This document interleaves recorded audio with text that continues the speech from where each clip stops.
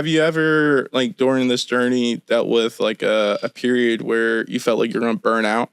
And if so, like, kind of like elaborate on that story, or is there like a example that you can really highlight on?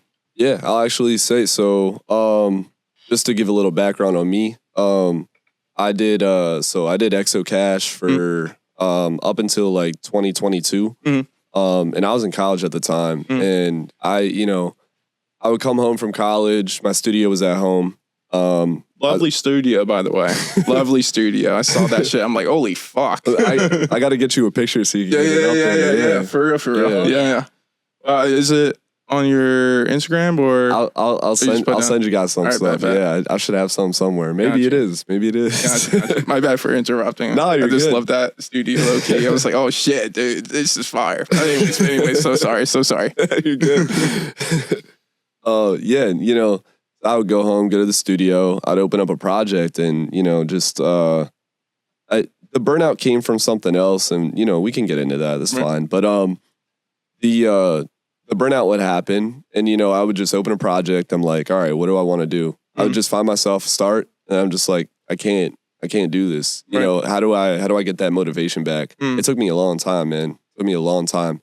And then when I finally graduated and I had the time to do it, what I did was, I just started. I was like, okay, I used to make trap R&B, like hip hop centric, and I was like, let me just go for a different genre. I was like, fuck it, let me just try house. Let me try indie, And then I started doing that, and I realized that passion that I had for music, it all came back. You know what I mean? You can't really dig yourself into a corner of where you're comfortable and just make the same song over and over again. Right. You gotta try new sounds, try new things. You know what I mean? It's like you could download a new synthesizer plugin that you never tried before. You're gonna get excited. You know what I mean? You're like, all the potential, all the opportunities. Your mind starts flickering. Right. That can motivate you. You know what I mean? It's just like you gotta relight the candle. Right. So. And was there like what sound kind of like reignited the most? You mentioned a couple. What sounds that's just like, oh shit, I can get really creative with it even more. I think it was when I used to DJ before. I used to DJ parties before. What? You just started laughing. What the fuck?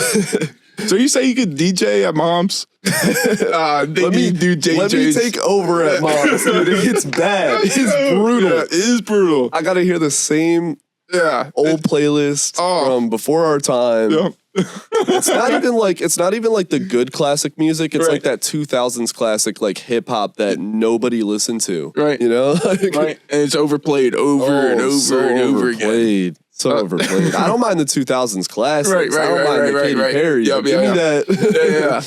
Yeah. When they keep on playing it over and over, and it's a different DJ, it's like, all right. Yeah. What are you doing next? But you say you did DJing for parties. So like, so I DJ'd a little bit in high school, parties here and there. Yeah. And then when I joined a frat in college, I DJ'd for the college. That was fun. That was actually a really good time because that taught me how to really read a room. And I kind of had to get into house music. A genre that I always, I never minded it, but I never explored it the way I did. But, me being a music producer, I didn't just find, top 10 songs and add it to a playlist. I did a deep dive for like a week, 2 weeks in a row. I was just on SoundCloud all day. I paid for premium so I get no ads just so I could listen through. I'm talking like underground stuff, like 4 plays, 15 plays, 2,000 plays, like all these songs that I'm like, and I'm finding like the coolest stuff. And I started to fall in love with house music. So when I came out of college, that's when I went back to relight that spark. I was like, yeah, I got to try that. Right. I got to try that. Jeez. So, yeah. Oh my God. I didn't know you did DJ, bro. What the fuck? You never mentioned it. You got to give me a board. I got you. Holy fuck. Just go up to mom's like, yo, let me take this. Let me take over.